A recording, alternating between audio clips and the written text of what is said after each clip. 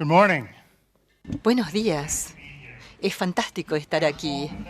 Debo admitir que es mi primera vez en la Argentina. Yo en los últimos 40 años he viajado por 48 países, pero nunca estuve en la Argentina. Y sin exagerar, puedo decirles qué es lo que destaca de la Argentina. Sin excepción, la Argentina tiene la gente más amigable que he conocido en todo el mundo. Hace un año o un año y medio, yo pensaba jubilarme.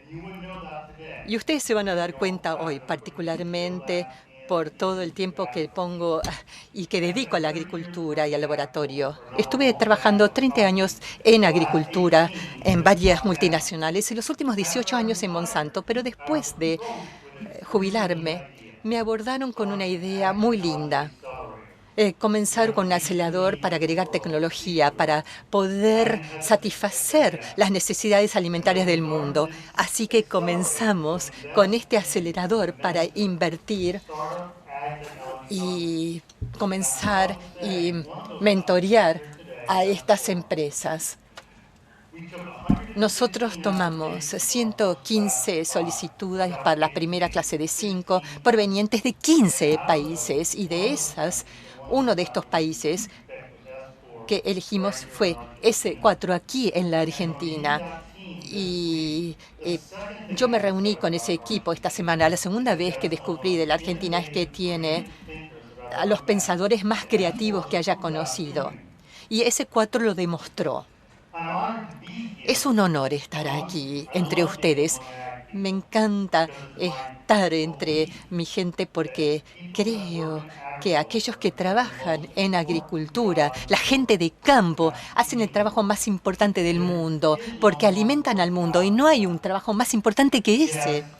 Sí, es lindo obtener la aplicación más nueva o el nuevo celular o la laptop o la tablet más novedosa, pero en realidad, ¿qué importa todo eso si no tenemos suficiente alimento?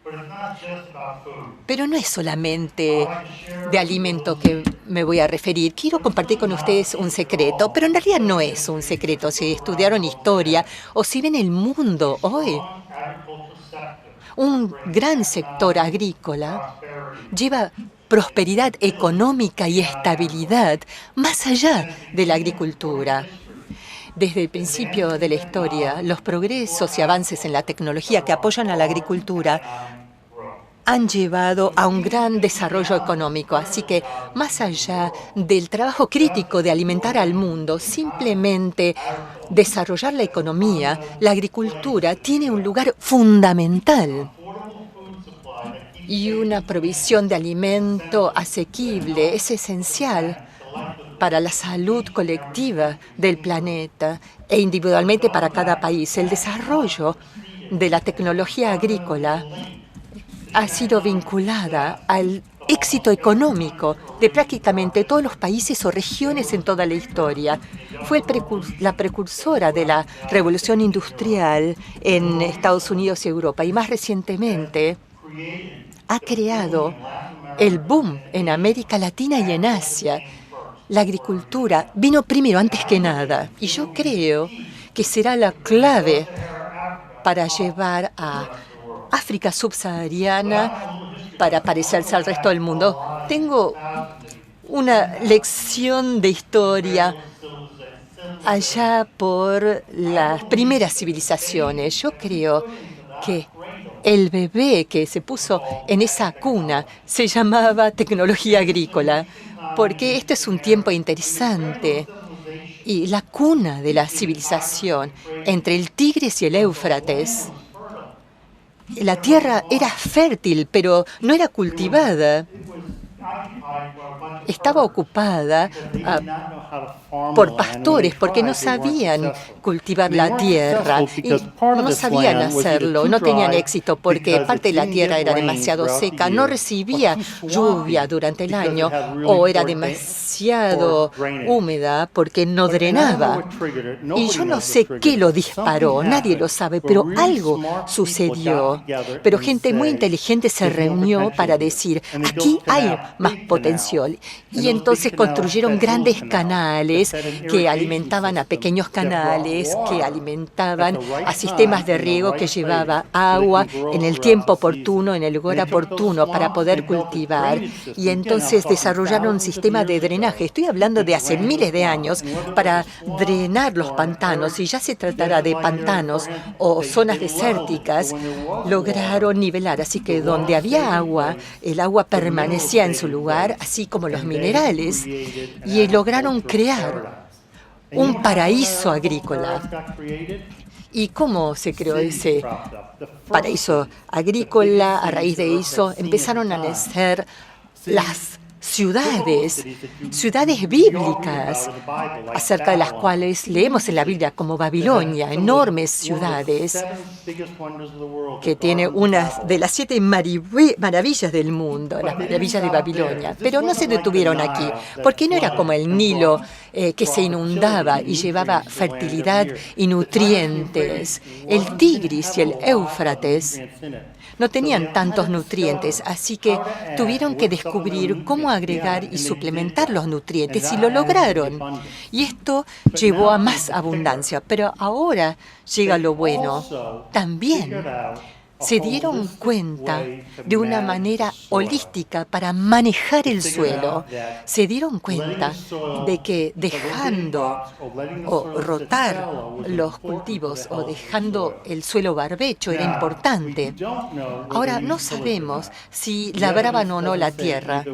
No lo sabemos, no hay evidencia, pero yo especulo que no labraban la tierra porque esta tierra permaneció fértil, le resultó productiva durante miles de años, y yo no sé cómo pudo haber sucedido eso si hubiesen destruido la tierra, que es lo que hace la labranza. Así que yo creo que no labraban la tierra. Un señor agrónomo brillante me dijo anoche, todo tiene que ver con el sistema. Y yo creo que por ahí, entonces, fue la primera vez que se descubrió un abordaje sistémico para la agricultura. ¿Y qué tiene que ver esto con el hoy?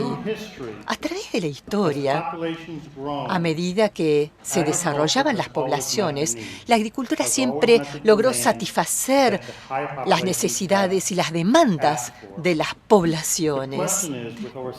La cuestión es que con 7.000 millones de personas en el mundo, ¿continuará siendo así? ¿Podremos seguir de abundancia en abundancia? ¿O bien estamos por pasar de la abundancia a la crisis?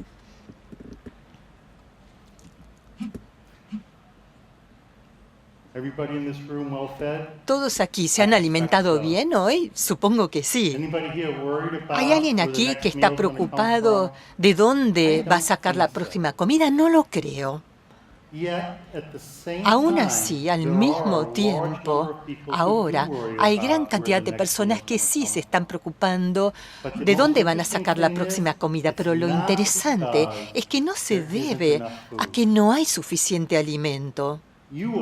Todos ustedes contribuyen al hecho de que se produzca suficiente alimento todos los años para alimentar a todas las personas del mundo. Son otras cuestiones que hacen que 800 millones de personas estén malnutridas en el mundo. La buena noticia es que mucha gente inteligente está trabajando sobre esta cuestión. Y la FAO, la Organización de Agricultura y Alimentos de Naciones Unidas, prevé que en 2005 el 16% del planeta estaba malnutrido. En el año 2050 va a ser menos del 5%. Pero ese pronóstico depende de dos cosas. Una, que sigamos trabajando en esas razones complejas de por qué no todo el mundo tiene suficiente alimento, aun cuando hay suficiente alimento. Y dos, siempre habrá suficiente alimento a medida que podamos resolver esos problemas complejos. Y ese segundo supuesto creo que es el más difícil, no el primero.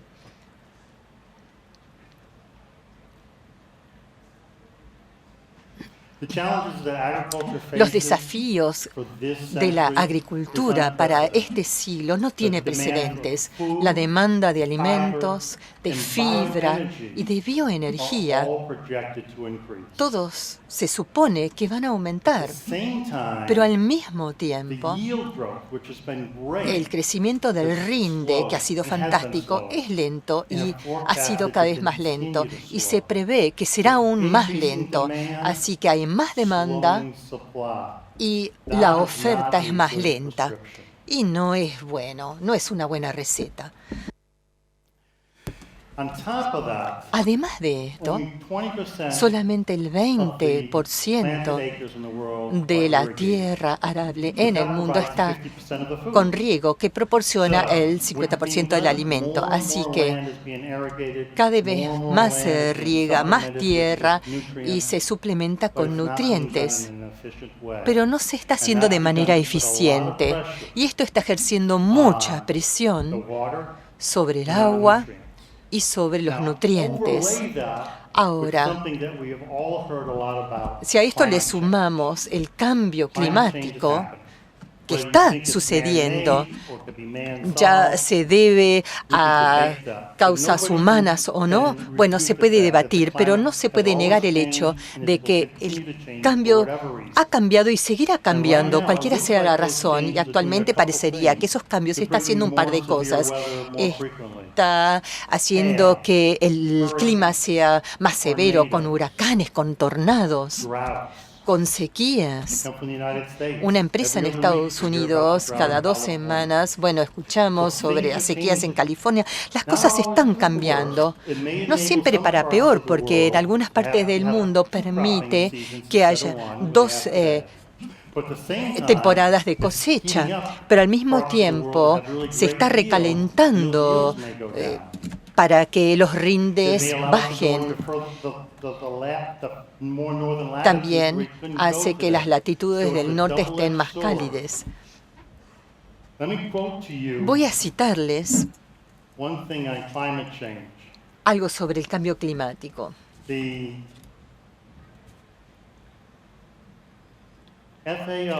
La FAO estima que el cambio climático causará aumentos del costo de los alimentos.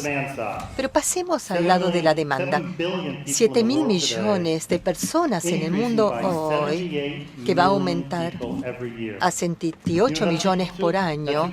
Esto equivale a 2 nuevos argentinos por año, 2015, 2016 a 2, etc.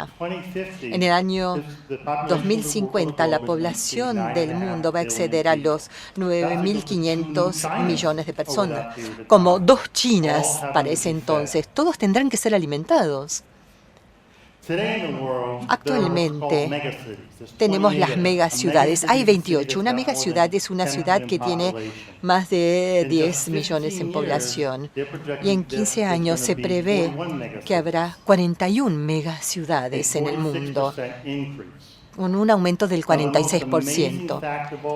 El hecho más sorprendente de todo, si ustedes creen en estos pronósticos, y que asusta bastante. Para el año 2050, 7 de cada 10 personas estarán viviendo en países que dependerán de importación de alimentos para satisfacer sus necesidades alimentarias. Repito, 7 de cada 10 países necesitarán importar alimentos para satisfacer las necesidades de su población. Esos países, entonces, que pueden satisfacer esa necesidad, tendrán mucha presión y la gran parte de su población no vivirá en una zona que pueda satisfacer esas necesidades de alimento. Les hablé de ese 16% que va a pasar al 5%. Esa es una buena noticia y a medida que sucede esto, el estatus económico de la gente va aumentando, pasa a la clase media. ¿Qué pasa cuando van de la pobreza hacia la clase media? Cambia su dieta para comer más proteína vacuna. o de pollo. Para el año 2050, la FAO dice que este cambio en el estatus económico significará que el consumo de carne aumentará en 73% y los productos lácteos casi en un 60% de aumento. Y eso requiere agua, requiere granos para alimentar a los animales, ya se trate de carne o cultivos. La predicción de la FAO para el año 2050 es que vamos a tener que producir un 70% más de alimentos de lo que hacemos hoy. Piensen que si ustedes son productores, en Europa 1.000 hectáreas producen tanto. Para el año 2050, ustedes van a tener que multiplicar por 1,7x.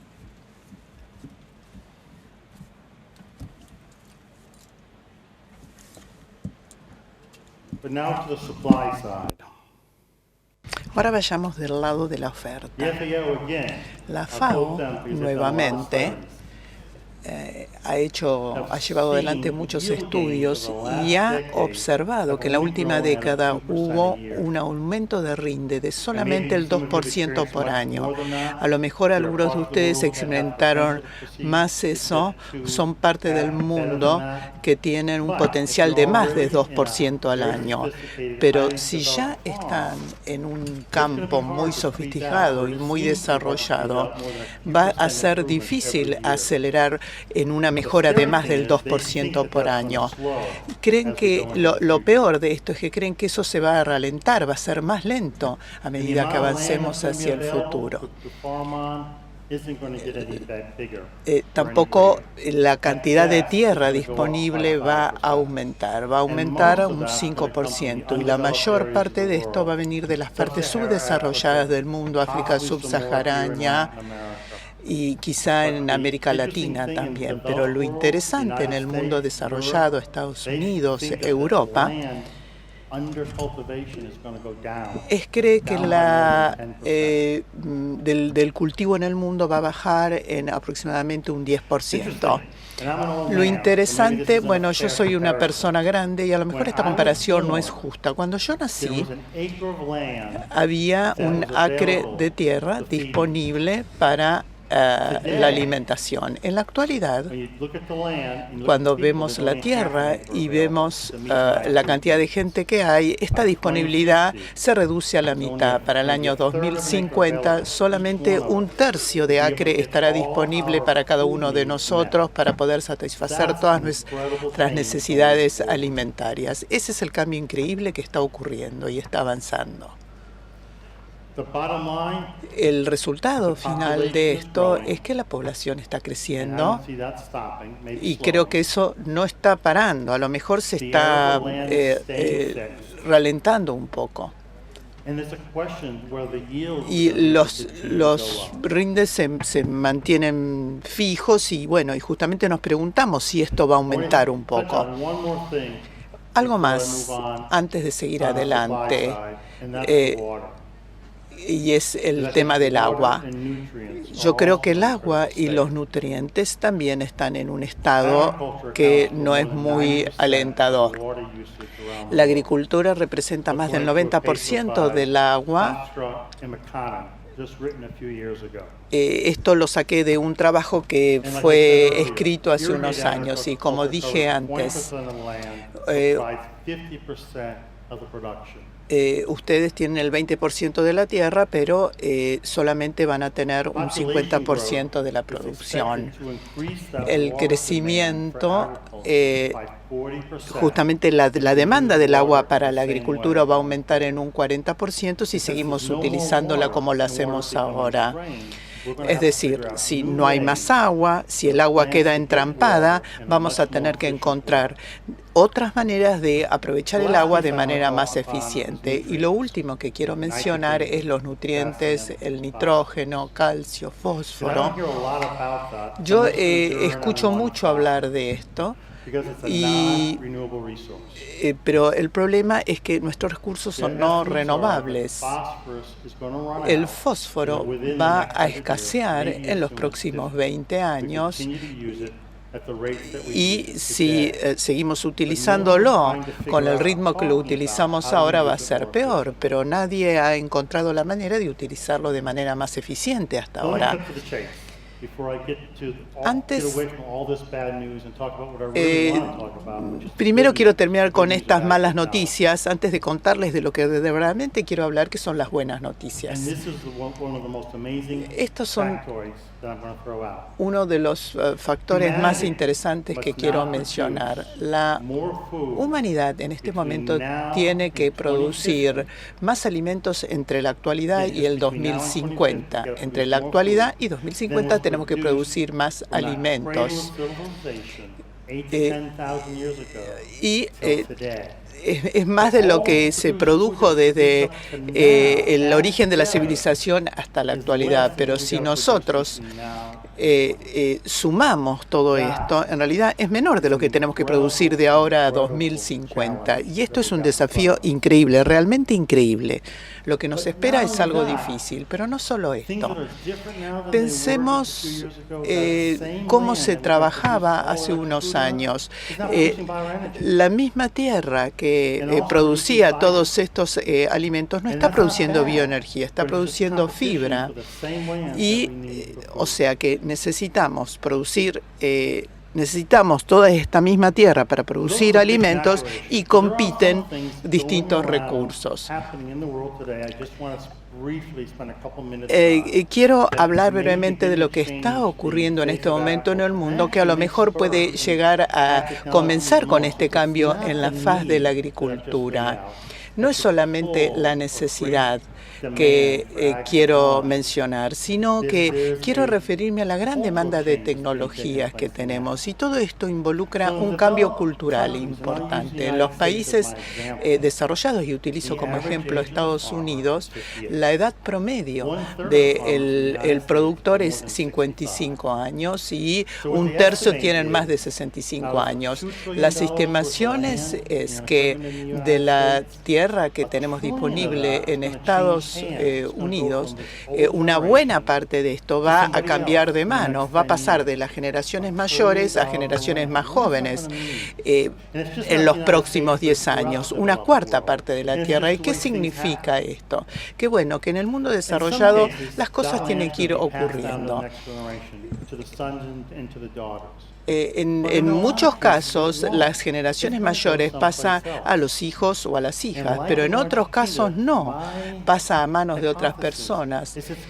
Y en Argentina no se sabe si van a ir a los inversores o se va a arrendar a otros productores. O sea que los productores van a crecer en el mundo desarrollado, pero va a haber una nueva personalidad que se va a hacer cargo de esos campos.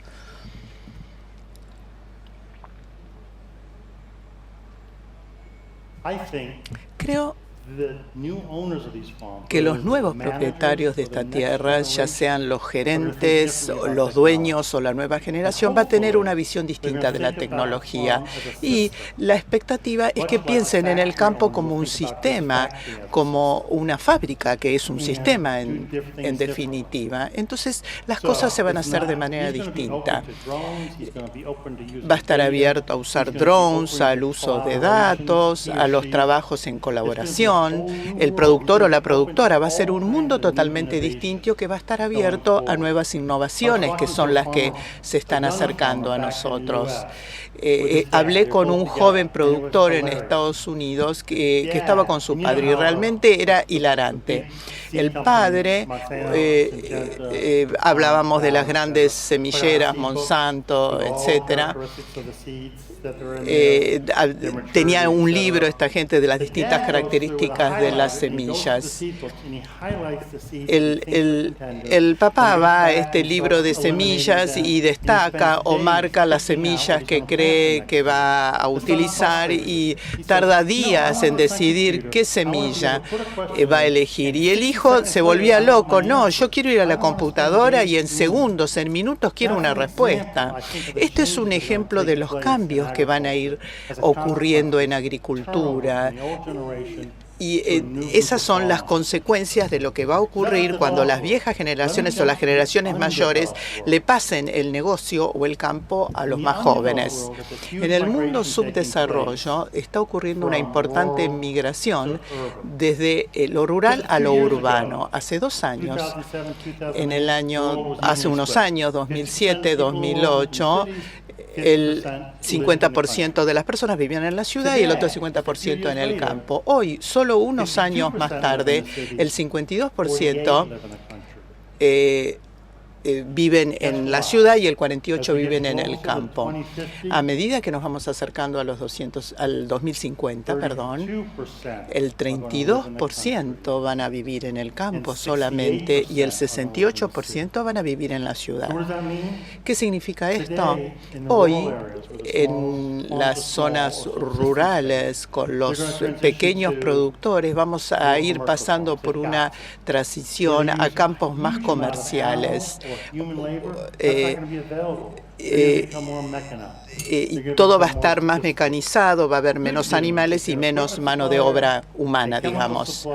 La buena noticia es que vamos a tener los proveedores de productos químicos o los proveedores de alimento animal van a tener nuevos clientes. Eso es lo que va a cambiar en el mercado. Y este cambio en el mercado va a impulsar la tecnología. Y la última tendencia que quiero mencionar es lo que llamo una tendencia. Yo realmente no conocía esta tendencia. ¿Recuerdan que se dije que en el año 2050 de 7 de cada 10 personas van a vivir en países que dependen de las importaciones de alimentos? Algunos de los países se encuentran en una situación compatible con esa situación, pero no quieren estar en un lugar de que dependen de otros países que les van a exportar alimentos. Entonces ellos quieren tener las cosas en sus propias manos. Y ellos arrendan millones de acres de tierra, tienen sus propios acres, sus propias superficies de tierras que van a trabajar por su cuenta. Eso quizá no ocurre en Estados Unidos, pero eso ocurre en África subsahariana. Esto significa que va a avanzar en términos tecnológicos porque van a utilizar la tecnología en su campo, van a tener una relación distinta con los proveedores y a lo mejor con empresas exportadoras o con países exportadores. Yo no sé si esto va a ocurrir, pero realmente espero que estos países tengan una visión de solamente preocuparse por sí mismos y que después, ellos asumirán las consecuencias, pero en realidad que esa es una tendencia importante que está ocurriendo en el mundo. Ya los factores del rinde se ve que están cambiando en muchas partes del mundo. A pesar de todos estos desafíos y cambios que ocurren en el mundo, yo realmente tengo muchas expectativas con la agricultura porque creo que la agricultura nos va a poder proveer suficiente alimentos para nosotros, para nuestros hijos y para nuestros nietos. Y creo así porque la explosión tecnológica ha estado ocurriendo dentro de la agricultura y fuera de la agricultura. Y esta explosión tecnológica va a afectar a los campos, a los establecimientos agrícolas de manera muy importante. La revolución que ocurrió, la revolución verde a mediados del siglo XX ha tenido un efecto muy importante. Muchos de ustedes tienen edad para recordar. Yo era un chico quizás.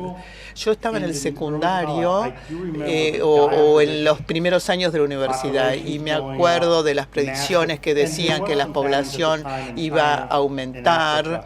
Y eso ocurría en África y en China, por ejemplo, que las familias iban a aumentar y había que alimentar a todas esas familias. Entre la década del 60 y en la actualidad, la población se duplicó. ¿Y qué pasó con el suministro de alimentos? Se triplicó.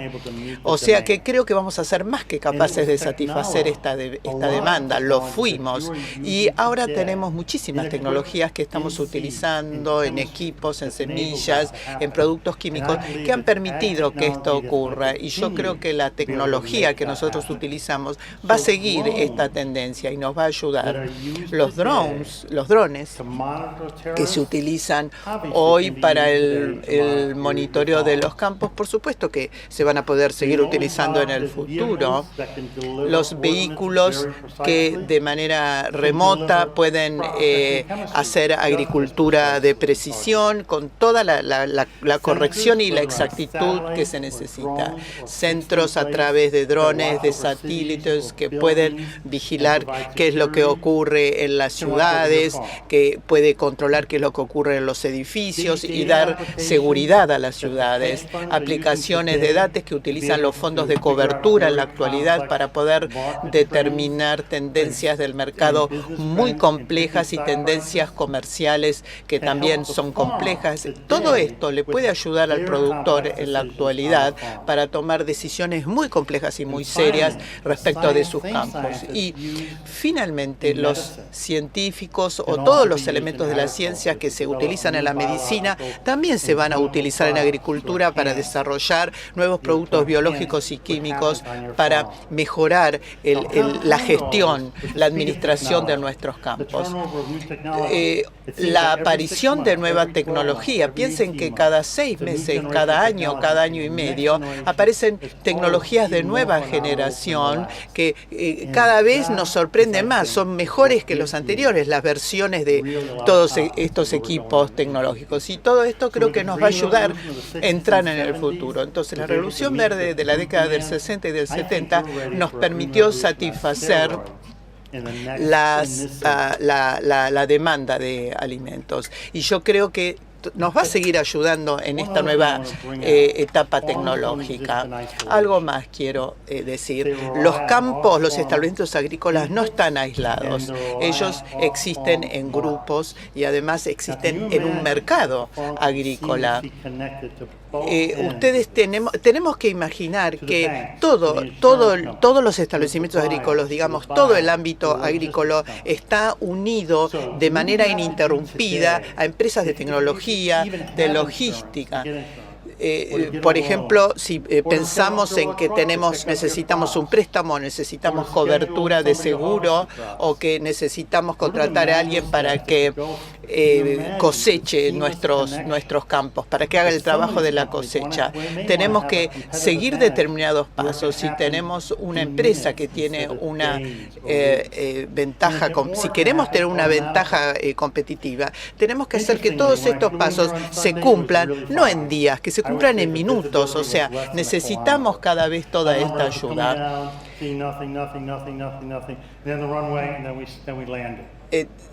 Nosotros eso lo podemos ver con mucha ayuda tecnológica. Yo estaba en un helicóptero, en un avión, justamente en un campo, y le dije, y de pronto el avión o el helicóptero se estaba acercando a la tierra y de pronto le digo al piloto, bueno, un accidente puede ocurrir en cualquier momento, quédese tranquilo. Me dijo porque de todas maneras tenemos los seguros para eso.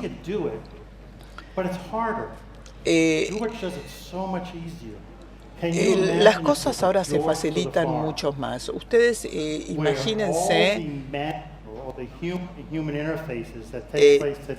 fíjense cómo se hubieran hecho las cosas en el pasado si no tuviéramos todas estas interfaces humanas que tenemos en este momento, que además tenemos las interfaces que nos da la computadora. Imagínense cuánto mejor se pueden hacer todas las actividades del campo automatizadas. Pensamos en cómo podemos expandir nuestro campo de manera prácticamente automática. Prácticamente ni vamos a tener que tomar las decisiones si utilizamos este producto químico o el otro producto químico. Planto hoy o planto la semana que viene. Todo esto prácticamente tenemos la ayuda de las computadoras en este momento. Toda esta tecnología está llegando a la agricultura y todas estas computadoras, esta tecnología nos da los datos que necesitamos.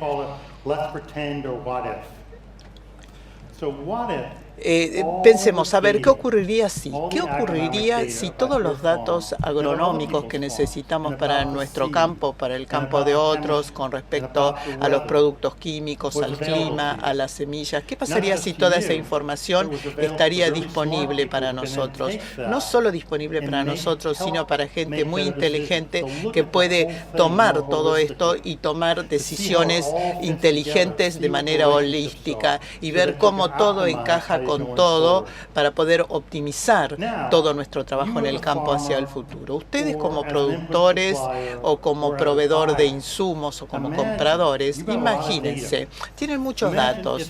Imagínense si alguien les dice que tomen esos datos y que los pongan en un tanque o en un banco. Y cada vez que se utiliza esa información, esos datos que ustedes pusieron en el banco y que les resulta útil a alguien, ustedes reciben un dinero, un pago por eso. Y ustedes imagínense que utilizan distintos insumos, distintas cosas en su campo y toda esa información, todos esos elementos que ustedes usan en su campo también pasa a formar parte de ese banco de datos. Y todo esto es parte del mercado de manera interrumpida. Lo más importante de todo es ¿qué pasaría si esto, además de estar disponible para los grandes productores, estuviera disponible para los pequeños productores, incluida la tecnología? Nada de esto es imposible, pero sí atemoriza un poco y quizás un poco intrusivo. Y estas son parte de las razones por qué esto no ha despegado tan rápidamente como debería, porque yo soy el primero en decir que la transparencia es difícil. Yo he trabajado por empresas multinacionales y ellos escondían y cubrían su información porque pensaba que esto les daba una ventaja competitiva. Y eso lo entiendo, pero tener información disponible de todo el mundo para poder descifrar todo el sistema y tomar mejores decisiones para aumentar los rindes, que aumenta el valor, hay suficiente valor para compartir y para que valga la pena que suceda todo esto. Bueno, no me está quedando más tiempo, así que quiero apurarme un poco. Quiero mencionar un último grupo de tecnologías, así que en lugar de mencionar varias, voy a centrarme en un par. Hoy en día tenemos rasgos de mejoramiento. Creo que tenemos equipo también. Creo que hay un tercer pilar que está comenzando e iniciándose, y es lo que yo llamo mejoramiento o biología de mejoramiento de protección de los cultivos. Y no me estoy refiriendo a los rasgos. Y tampoco me estoy refiriendo a la genética. Y hay una gran mejoría en la genética y el mejoramiento de las semillas. Estoy hablando de dos nuevas tecnologías que todas las grandes multinacionales están desarrollando, así como las universidades y pequeñas empresas. Los microbiales y los RNAs. Si tienen éxito, estas tecnologías van a revertir la resistencia, pueden agregar distintos modos de acción para matar a las plagas, también pueden mejorar el desarrollo y reducir el uso de los fertilizantes químicos y también de los pesticidas. Son muy distintos entre sí, así que voy a describirlos por separado. Y voy a darles una pequeña lección de ciencia. Todo RNAi es para interferir con los mensajes. El ARN mensajero que transporta información a la fábrica de proteínas para producir ciertas proteínas. RNAi corta ese mensajero y no permite al mensajero pasar. Esa proteína que está produciendo la planta es una proteína que da resistencia a los herbicidas. Es algo bueno que se está cortando. Y es lo que están haciendo las grandes empresas. Y si tienen éxito, puede resucitar a antiguos herbicidas que se han vuelto menos eficaces hoy por la resistencia, pero que antes de la resistencia eran excelentes herbicidas y se pueden llegar a ser un gran beneficio para los establecimientos. Estos RNAs también son muy buenos como pesticidas y con nuevos modos de acción, una vez más para reducir o eliminar la resistencia a los insectos, a las plagas. Pero tiene sus desafíos. Les puedo decir ahora mismo, si ya no lo saben, que grandes empresas que están trabajando sobre esto ya han demostrado que estos RNAs tienen buena eficacia, reducen los costos, tienen un sistema de entrega y mejoran la estabilidad. Y se pueden resolver esos desafíos. Y si ven estos productos nuevos, van a resultar en un gran beneficio para los productores. La segunda nueva biología a la cual me voy a referir, que no es tan nueva, son los microbianos. La idea es que tenemos un sistema, no solamente suelo individualmente o agua, nutrientes o solo equipo, sino que tenemos un sistema y dentro de ese sistema, particularmente en el suelo, hay una cantidad de microbios buenos y malos. Y estos microbios pueden ser utilizados para distintas cosas. Una de las cosas para las cuales se puede utilizar, y voy a saltearme dos porque no tengo tiempo, son los biofertilizantes. Hay microbios en el suelo, y voy a utilizar el fosfato como ejemplo, que segregan ácidos que degradan el ácido, que lo hacen mucho más accesible a la planta. Es decir, que se puede utilizar menos fosfato y que se puede extender la vida útil de este nuevo recurso no renovable. Muchas empresas están muy interesadas en esto. Y para demostrarlo, quiero repasar con ustedes los rindes que quizás conozcan o no en este espacio, porque este espacio se está tornando muy importante. Bayer adquirió AgraQuest, una empresa de microbios. Está la BAS, que adquirió a Becker Underwood.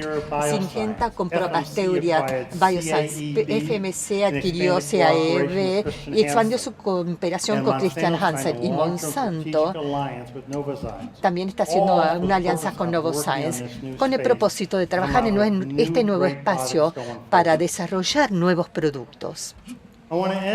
Quiero concluir con los desafíos y los obstáculos a los cuales nos vamos a enfrentar, que son enormes, pero creo que la tecnología tiene suficiente potencial para lidiar con esos desafíos.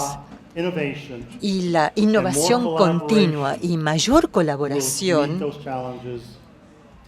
podrá enfrentar esos desafíos a pesar del aumento de la población, el cambio climático y la escasez de nutrientes y de agua. Y finalmente serán ustedes, sus pares, sus competidores, que harán posible esto. Yo no creo que haya tiempos más emocionantes que en la agricultura que los de hoy. Si ustedes son fanáticos del béisbol, ya habrán escuchado de hablar de Yogi Berra, un famoso jugador de béisbol, y tenía dichos muy famosos. Uno de ellos es: cuando llegan a una encrucijada, tómenla. Cuando ustedes llegan a una encrucijada, bueno, deciden, los tenedores son buenos para comer, pero para el año 2050 va a haber suficiente alimento y encrucijadas. Muchísimas gracias y espero que haya tiempo para preguntas. Le damos un aplauso entonces a round of applause for Jeff Peterson for his presentation. And we have time for a couple of questions. Jeff, can you? Yes. Oh, please, come here.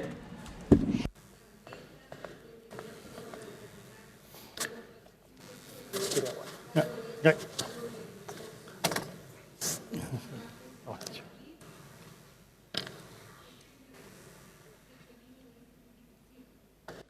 Jeff, can you hear me? Hello, Jeff? Jeff, can you hear me? Yes. Okay, good. Unfortunately, we don't have that much time. We have several questions, but we're going to formulate just a couple, and perhaps Jeff can answer them outside the room later. No.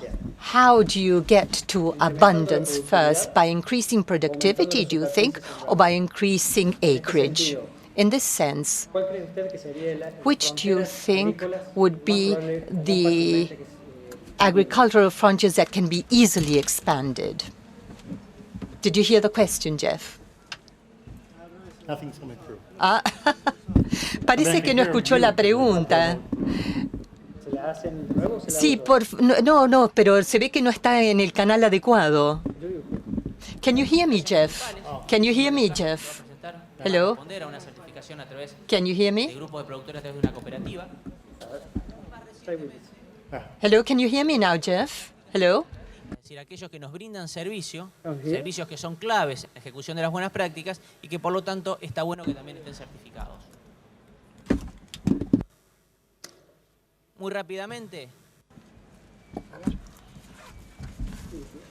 Can you hear me? No, because there's nobody speaking through the mic now. Okay? Oh, I'm sorry. Repito la pregunta. Sí, por favor. ¿Cómo se logra llegar a la How abundancia do you get to abundance? How do you get to abundance? Más rápidamente? Faster. Aumentando la By productividad increasing productivity o aumentando la or by superficie increasing sembrable acreage? en el globo. En ese sentido, ¿cuál cree usted que serían las fronteras más probables que puedan crecer? ¿Cuál cree usted que serían las fronteras más fácilmente expandibles en el mundo?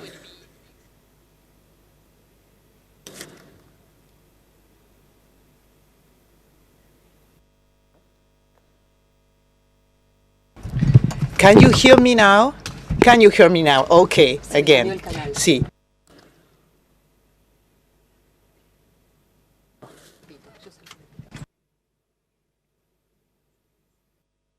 ¿Repito la pregunta?